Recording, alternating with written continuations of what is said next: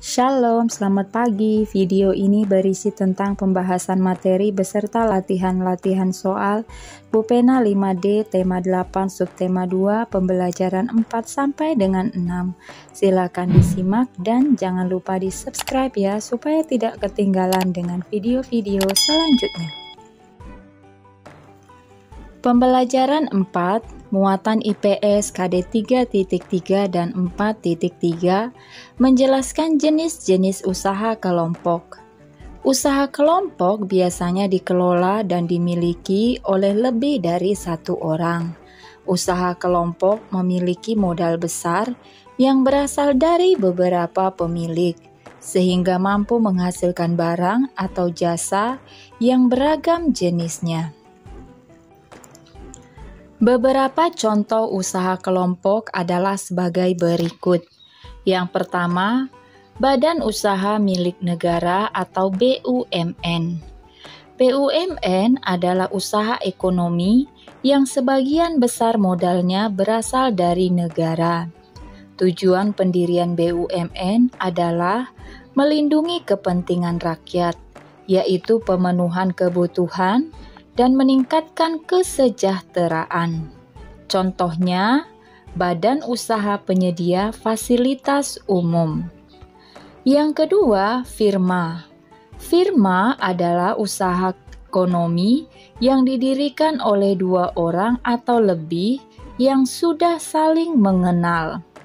Perkembangan sebuah firma merupakan tanggung jawab para anggotanya. Contohnya adalah firma hukum. Yang ketiga, persekutuan komanditer. Persekutuan komanditer dikelola oleh beberapa orang yang terdiri dari anggota aktif dan anggota pasif. Anggota aktif merupakan pemilik modal sekaligus bertugas menjalankan usaha. Sedangkan anggota pasif hanya menanamkan modal. Yang keempat, persekutuan terbatas atau PT. PT adalah usaha yang didirikan dan dikelola oleh dua orang atau lebih. PT memperoleh modal dari penjualan saham yang dilakukan oleh pemilik PT. Banyaknya saham memengaruhi keuntungan yang diperoleh oleh pemilik saham. Semakin banyak saham yang dimiliki, maka keuntungan yang ia peroleh akan semakin besar. Contohnya adalah PT Penerbit Erlangga Mahameru. Yang kelima adalah koperasi.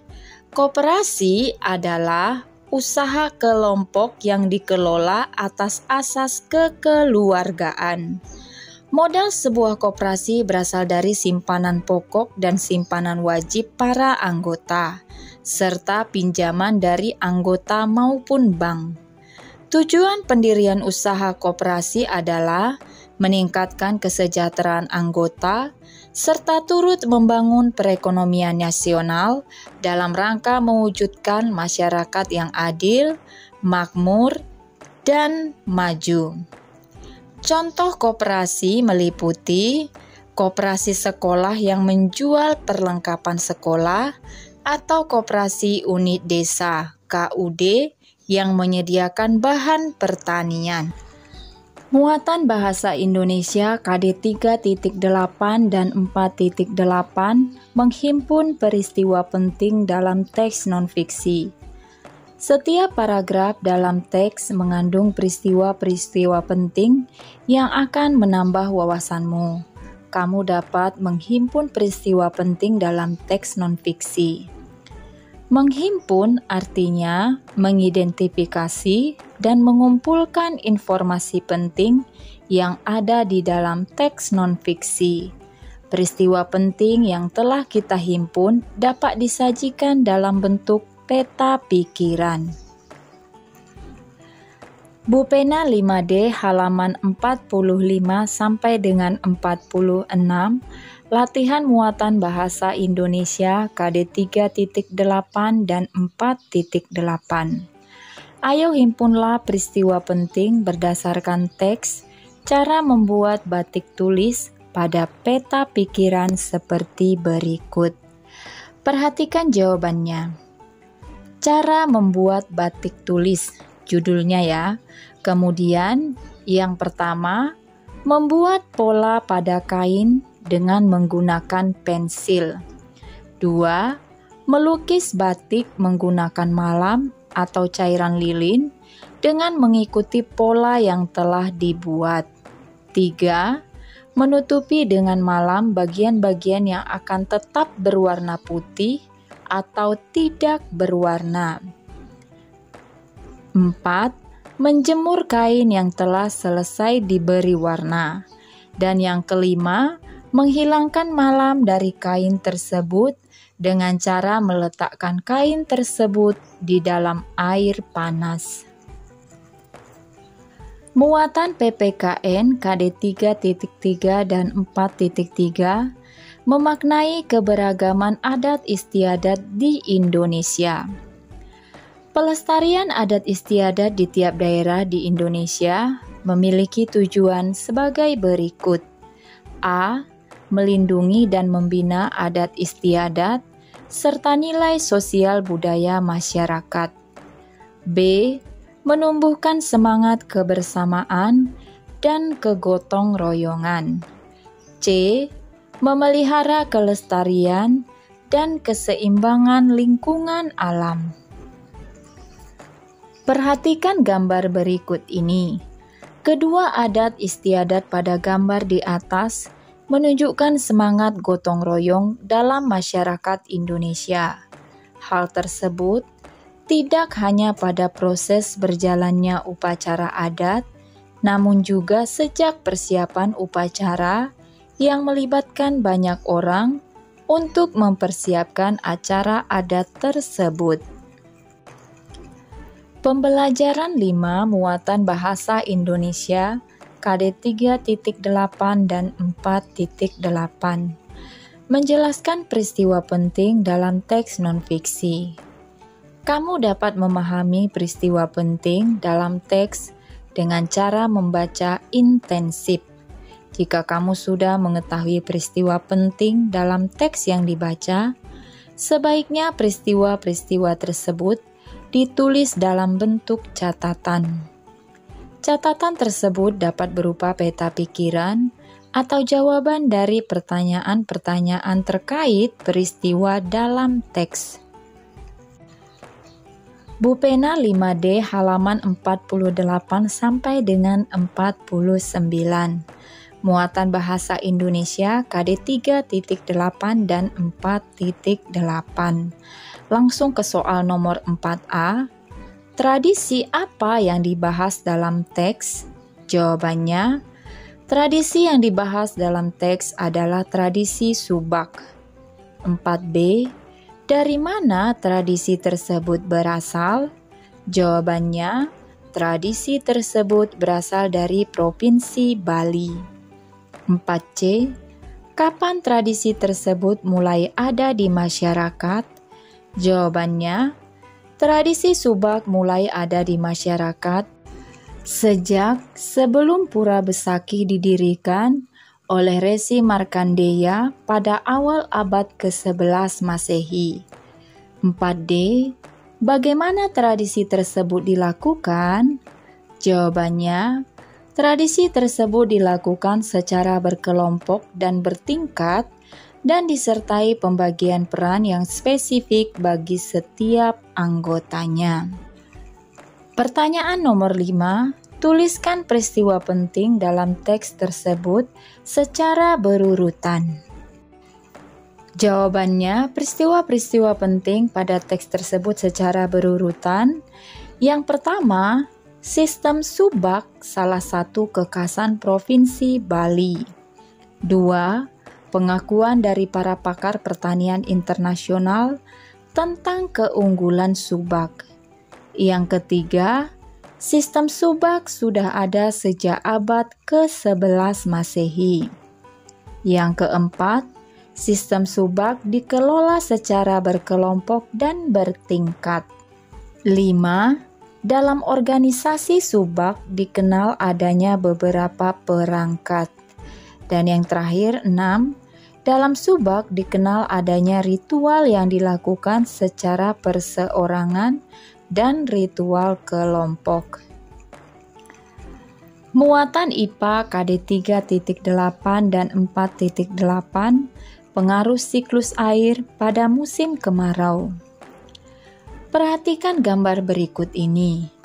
Penguapan air yang lebih banyak dibandingkan hujan yang turun mengakibatkan lingkungan mengalami kekeringan. Kekeringan terjadi karena langkanya ketersediaan air di suatu wilayah pada waktu tertentu. Keberadaan pohon sangat penting karena akar pohon membantu menggemburkan tanah sehingga tanah dapat menyerap dan menyimpan air hujan. Air tanah tersebut disimpan di bawah tanah sehingga kita bisa menggunakannya ketika musim kemarau tiba. Bupena 5D halaman 50 sampai dengan 51, muatan IPA KD 3.8 dan 4.8. 1. Lengkapilah kalimat berikut dengan jawaban yang tepat. 1A. Pohon-pohon mempunyai arti penting dalam siklus air. Hal tersebut dikarenakan pohon berfungsi untuk, jawabannya, membantu menggemburkan tanah sehingga tanah dapat menyerap air hujan yang turun ke permukaan tanah dan menyimpannya sebagai air tanah. 1B. Sebaiknya permukiman tidak dibangun di daerah resapan air karena, jawabannya, minimnya pohon menyebabkan evaporasi yang terjadi semakin besar. 1C. Akibat yang terjadi pada musim kemarau jika suatu wilayah tidak memiliki daerah resapan hujan adalah, jawabannya, kekeringan. Pertanyaan nomor 2. Saat berlibur di kampung halamannya, Dedi melihat kondisi sawah yang tanahnya retak-retak dan tanaman padi mengering. Saat itu sedang musim kemarau. Pertanyaan 2A. Apa dampak jika peristiwa yang dilihat Dedi terjadi dalam jangka waktu yang lama? Jawabannya, jika kemarau berlangsung dalam jangka waktu yang lama, petani padi akan gagal panen. 2B. Kita mengetahui bahwa air tidak akan habis karena mengalami siklus air. Tetapi, mengapa kekeringan dapat terjadi? Jawabannya, kekeringan dapat terjadi karena minimnya daerah resapan air. Minimnya daerah resapan air ini diakibatkan oleh sedikitnya pohon. 2C. Apa yang terjadi di daerahmu pada saat musim kemarau? Jawabannya, berikut ini hal-hal yang terjadi di daerah saya pada saat musim kemarau. Cuaca terasa sangat panas, petani gagal panen, sulit mendapatkan air bersih untuk keperluan sehari-hari. Muatan SBDP KD 3.3 dan 4.3, Seni Tari Daerah di Indonesia. Tabel beberapa tarian daerah yang ada di Indonesia sebagai berikut. 1. Tarian Seudati dan Saman dari Aceh. 2. Tari Piring, Tari Payung dari Sumatera Barat. 3. Tari Tabut, Tari Madun dari Bengkulu. 4. Tari Jangget, Cari Malinting dari Lampung. 5. Tari Sekapur Siri, Tari Kisan dari Jambi. 6. Tari Jaipong, Tari Merak dari Jawa Barat. 7. Tari Topeng, Tari Yapong dari DKI Jakarta. 8. Tari Serimpi, Tari Blambangan Cakil dari Jawa Tengah. 9. tari jaranan kepang, reok Ponorogo, Jawa Timur. Yang ke-10, tari legong, tari kecak dari Bali. 11, tari zapin tembung dari Kalimantan Barat. 12, tari baksa, kembang dari Kalimantan Selatan. 13, tari gong, ngerangkan dari Kalimantan Timur. 14, tari kancet ledo jepen dari Kalimantan Utara. 15, tari batu tangga oncer dari Nusa Tenggara Barat. 16, tari gareng lameng Nusa Tenggara Timur. 17, tari kipas Bosara Sulawesi Selatan. 18, tari lenso, tari cakalele dari Maluku. 19, tari swangi, tari perang dari Papua Barat. 20, tari yospan, musyoh dari Papua. Bupena 5D halaman 52 sampai dengan 53, muatan SBDP KD 3.3 dan 4.3. Perhatikan tarian daerah berikut, setelah itu lengkapi kolomnya. Gambar A itu nama tariannya tari saman, asal daerah Aceh, makna tarian kekompakan, keagamaan, dan sopan santun.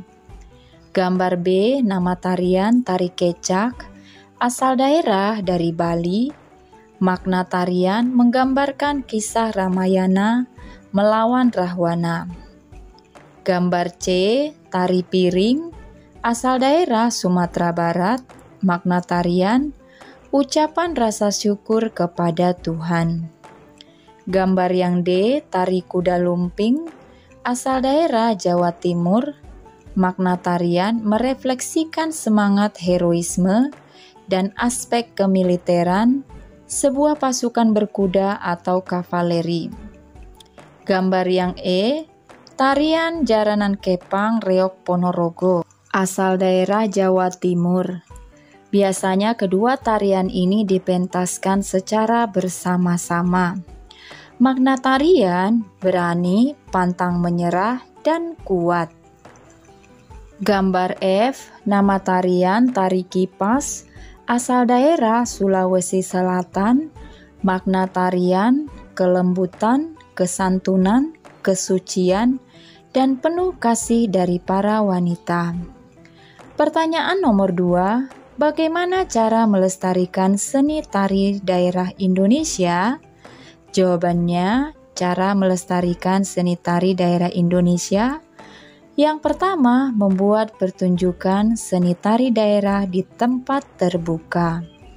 Yang kedua, membuka sanggar tari daerah dan membuat komunitas. Yang ketiga, mendokumentasikan pertunjukan tari tersebut dan menyebarkannya di media sosial. Pembelajaran 6 muatan SBDP KD 3.3 dan 4.3. Pola lantai tari daerah. Pola lantai adalah pola gerakan yang dilakukan oleh seorang penari dengan melakukan perpindahan secara berpola dan pergeseran posisi dalam ruang menari. Pola lantai juga berfungsi untuk membuat posisi dalam ruang gerak ketika menari. Berikut merupakan macam pola lantai pada tarian daerah. Gambar yang pertama, pola lantai vertikal. Pola lantai vertikal yaitu penari melakukan formasi bentuk garis lurus dari depan ke belakang atau sebaliknya. Gambar yang kedua, pola lantai horizontal. Pola lantai horizontal yaitu penari melakukan formasi bentuk garis lurus ke samping. Pola lantai yang ketiga, pola lantai garis melengkung. Pola lantai garis melengkung yaitu penari melakukan gerakan secara melingkar, melengkung keluar maupun ke dalam. Yang keempat, pola lantai diagonal. Pola lantai diagonal yaitu penari melakukan gerakan menyudut ke kanan atau kiri. Muatan bahasa Indonesia KD 3.8 dan 4.8. Menuliskan peristiwa penting dalam teks non-fiksi.